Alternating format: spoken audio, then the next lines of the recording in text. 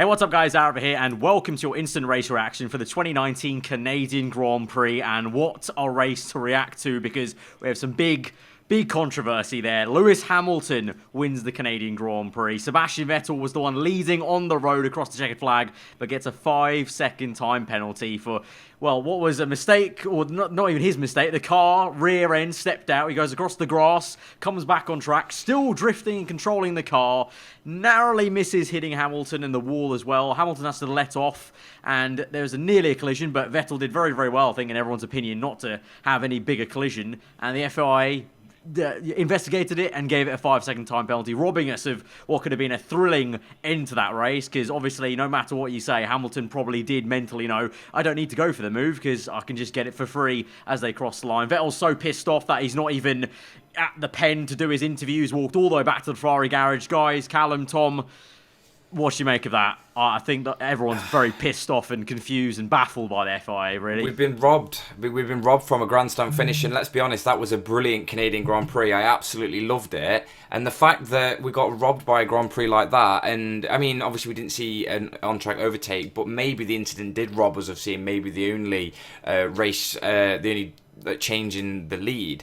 But this decision would have been made so much worse if there was actual contact and Hamilton did end up going into the wall. Let's say one of them DNF'd. Okay, that's when I think the penalty should have come in. That incident, as naughty as it was from Sebastian Vettel, just wasn't worth a penalty in my opinion. Yeah, I mean, I wouldn't even say it's naughty. I think the guy, like Vettel said on the radio himself, I think he's lucky to not actually go into the wall, let alone hit Hamilton, because you could see it didn't just snap once, it snapped again the second he went back onto the tarmac. The car went again, so by saving the car by going back to the tarmac, he ended up swerving into Hamilton, but that wasn't because he wanted to, because he had to stop his car from spinning. So, really harsh. I'm just disappointed. I think everyone I'm not mad. is. I'm just disappointed. Yeah, that's great. I've not seen one person online, I think, has said, yeah, Vettel deserved that penalty. I mean, even on Sky, you could argue most biased Hamilton outlet out there. Everyone so far, Karun, Crofty, Brundle, I think even Jensen probably will say the same thing. Like, literally, it's just. I've just seen on the TV. I've got it still on. Vettel has walked back out from his motorhome. He's gone to the pen and he's swapped the number 1 bollard in front of Hamilton's car and put it where his car should have been because he didn't park up properly. And he swapped the numbers. What a legend! As a little bit of a legend. What an absolute legend! Absolutely amazing. And you can understand his annoyance though, because again, it was like those. I think we saw it, and a lot of people compared it to Monaco last weekend when it was Verstappen versus Hamilton, and everyone was like, they weren't really pushing each other. This is the race. It's Vettel that pushes Hamilton. And it was absolutely brilliant to see those 9 world championships between them going absolutely at it. It was brilliant. And the fact that Vettel, he knows on merit that he's beat Lewis Hamilton, like how much he's raced him. It's so hard for Vettel to beat Hamilton and vice versa. That they know how hard they've got to push to try and beat each other. And it's been decided on a result. And it got a lot of flack, the stewards, in almost completely overhauling what the idea of being lenient is when there has been incidents in the past and no penalty has been given. Yeah, like in a year when they said they were going to be more open to the racing, a little bit more argy-bargy, even though it's still a non-contact sport. I mean, there wasn't even contact. Like, I can't understand it. I really can't understand it. I think it's a massive misjudgment by the stewards. I think they've misjudged the fact that how out of control that car was. Like, every single ex-driver on Twitter, if they have a Twitter account, has been saying the same thing. You know, Nigel Mansell saying, literally, what's the point? He was out of control. What's he going to do there? You've got, the official F1 presenters like Will Buxton saying, if that's a penalty, why are we here? May as well pack up and go home. Because that car's out of control. He's going from grass to tarmac. There's going to be so little grip on those rear tyres. He's just fully trying to make sure the car is still in one piece on the road, let alone what's happening behind him. And just like in, any kind of car situation, the driver behind then has to react to the car ahead. Hamilton did react. No collision was made.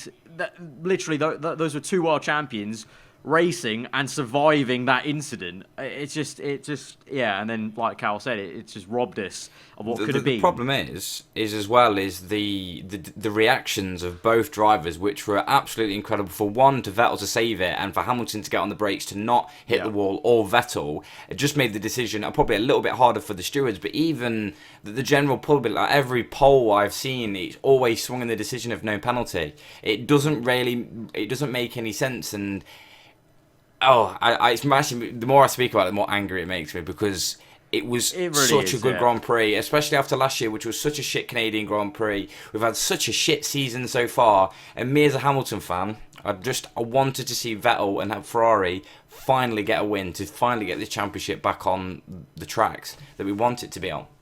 If there's one small positive from this, can we just say the moving of the balls was probably the move of the race? I'll give you that. That's amazing. That's amazing. That's brilliant. Yeah, that is so true. That's just, it's ruined my mood. It's ruined my Sunday. That's actually just. I've waited all Sunday for that. Yeah, all Sunday. Canadian Grand Prix. It starts 7 p.m. here for us UK guys, and that's just fully ruined everything. Like, you know, if anything, this, you know, reminds, I think, a lot of us that we still absolutely love this sport, because it vexes us this much when something like this happens, because it's just a shambles. It really is. And I just feel like it goes against what the sport is, and what the whole point of, like Tom mentioned, the whole going into the season saying, oh, we're going to let them race a bit more, let them, you know, do things on track, settle it on track. Well, that wasn't settling on track, you know. If you wanted to settle on track, just let them race. Don't say there's a penalty. And I'm sure Hamilton would have kept pushing on, because there's no way Hamilton gave it the full beans then afterwards. He gave it enough beans to be within 5 seconds, because he asked his engineer about engine power, because he knew the Ferrari was good on engine power. But apart from that, that was it. It would have been brilliant if Hamilton could have overtaken him on track, just to at least give the fans what we want. And that's the problem. It doesn't market the sport very well. This is the first time that the victor of a Grand Prix has been decided on a penalty since 2008, when it actually happened in Hamilton's opposite, in the way that, and that was wrong pretty much. I mean, again, it was borderline, and you could argue in that case, Hamilton didn't give Raikkonen enough time to be ahead, even though he was ahead. And it's just this stewarding, which is very borderline and very wish-washy, and it doesn't market the sport very well. When, let's say I'm a new viewer and I've just tuned in to watch that Grand Prix, I'm like, why is Vettel why? Yeah. Like, you just sit there and go, why? Even me, and I'm a massive advocate for resolving the penalties during the race, so when the race is done, you know everything. You know, for example, when you have a podium and then the person that finished in third got a 5-second penalty, like Verstappen, and he's not on the podium anymore, like Mexico 2016, that kind of thing. Or even the last Grand Prix. I'm not a fan of post-race penalties, but in this scenario, they should have left it until like the last lap of the race. You know, like, it needed more time. I think that decision was made too quick.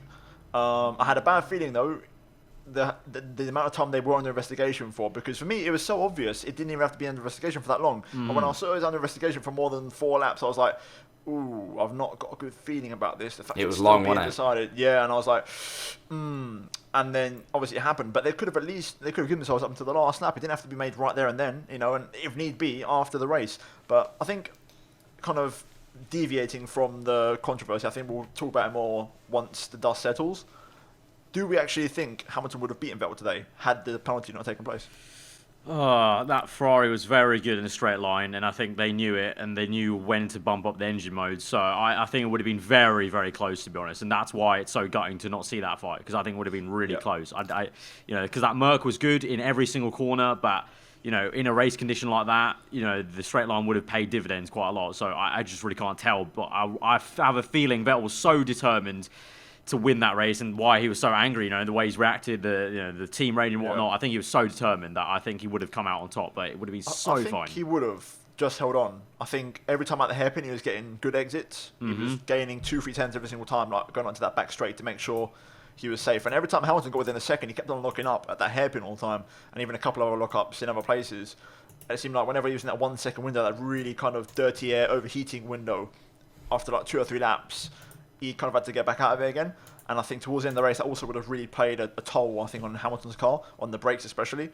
I want to give the benefit that I think Vettel would have held on, which is even more of a shame. But Yeah, I think I have to agree with you. I mean, it's still quite hard to. It was still hard to judge, and I think the only thing that swung in Mercedes' favour is the fact that they argued about the momentum that it kind of ruined for Hamilton, because every single lap he was building and building. And to be fair play to Canada, because I think this is the first Grand Prix where I've actually seen a car where they've been able to retain themselves actually within a second of the driver in front throughout the whole of the lap, which is very, very rare to see, and that's why we've actually got a decent race on our hands.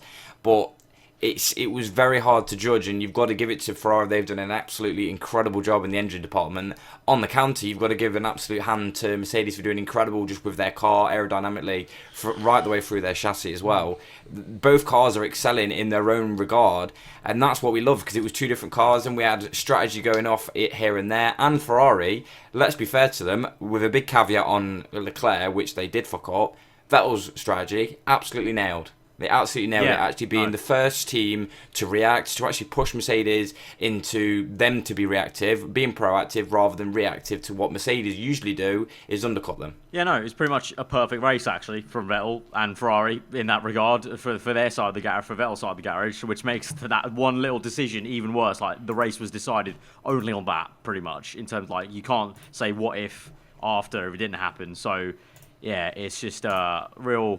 Yeah, it leaves a sour taste. It's like, on one hand, it's great. Butt in. Yeah, go on. Because the official steward statement, it's interesting because the last line says, competitors are reminded they have the right to appeal. That's interesting because could you get that overturned? But even then, it makes the whole situation stink, because say if it does get overturned, I think it's one of those... That's shitty on Hamilton, because it means, had he known that, he would have probably pushed harder to then get past Vettel again. It's just a really bad situation.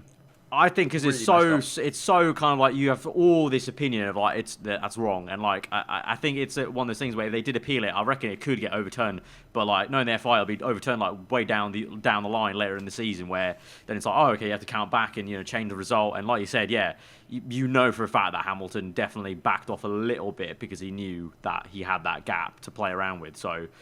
Yeah, it's just I think also alluding to what you said earlier, Tom, about the fact that why did it take them? I mean, on the whole, we realised that it was quite long for them to not have given a penalty. So we realised that a penalty was incoming, but they still left a good chunk of the race remaining for the drivers to actually be proactive on a penalty. I think that's the only reason why they try and do the penalties as quickly as possible, so then that can leave Hamilton. Let's say Hamilton did try and make an overtaking move on Vettel, and then he ends up, I don't know, just putting it in the wall, or those two have a crash, and then they end up, and then that penalty, they knew that penalty was coming. It's like, oh well, if I'd known that sooner, then I wouldn't have tried to do a banzai move around the outside at a certain corner when he would have never needed to. I think that it's quite interesting to bring that up, because obviously, I don't think they can appeal it. I don't think they can.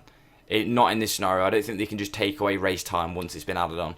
No, I was just simply reading out the official statement. That was like the official statement. Is that the one from the Hamilton Vettel incident itself? Yeah, car 44 and car. Right, it's interesting because the commentators did say you couldn't appeal it, but because it was that's interesting. I want to say also just now Hamilton got booed on the podium, and obviously speaking on the podium, Vettel said don't boo Hamilton because it wasn't his decision. So again, even in the heat of the moment, trying to make people realise Hamilton. Well, the respect between those two is still great. Above anything. It's still, and the press conferences all weekend has been absolutely brilliant between those two. Yeah, it's been amazing. There was this great moment where there was like this Spanish outlet called Graining, and Vettel made a joke about they're sponsored by Pirelli, and Hamilton was in hysterics. Yeah, like, you can see like, those two actually get on quite well for how big rivals they are, or how much the media touts them as massive rivals. That's why it's even worse, because it's this whole penalty between two people who respect each other so much, loved racing each other, and you can tell by the whole Formula One world that they really enjoyed watching that, and it's just been binned. Yeah, just like that, just by the decision of a few men in white shirts. Just good stuff, FI. Good stuff. We could go on about the rest of the race, but I think that'll drag on the reaction a bit too long, and that's why we have the proper podcast. So, we're gonna have a podcast later on in the week, like tomorrow or the day after, to have a real in-depth view of the rest of the race, because there was plenty of stuff going on in the midfield. But let's be honest, I think a lot of you guys want to see our reaction of that big thing, basically, of Vettel v Hamilton. So I think we'll leave it there, perhaps. So let us know, obviously, what you thought. I'm sure there's going to be so many comments about opinions. So let us know how you thought. Get talking in the comments below amongst yourselves about that. Yeah, I'm sure there's be a lot to say. If you did enjoy the reaction here, then be sure to hit that like button. If you're new around here, to get subscribed. Check all of us out. Our Twitter handle's been on screen every time we've been talking. And yeah, I guess we'll catch you in that more in-depth podcast in 2 days' time. Talk about more about that when the dust settles and the entire race, because there was plenty of stuff happening in the midfield as well. Overall, really good Canadian Grand Prix, guys. Any last words on that? Roll on the Shout out to podcast because Ricardo. there's lots to talk about. Yeah, there's a lot. Actually, it's really good because last two races, Monaco had a little bit to talk about, but the last two have been a little bit like, it's actually a lot of the Scraping races. the bottom of the barrel, Yeah, I think they a call lot of it. races we have been scraping the bottom of the barrel. Whereas this in-depth podcast, I think we could easily go for an hour talking about everything that went on in that race. So we'll see you guys then. I'm just going to simply end it on the entire reaction is pretty much on my T-shirt. What the duck with correction in there. So yeah, what the duck, FI, what the duck. Goodbye.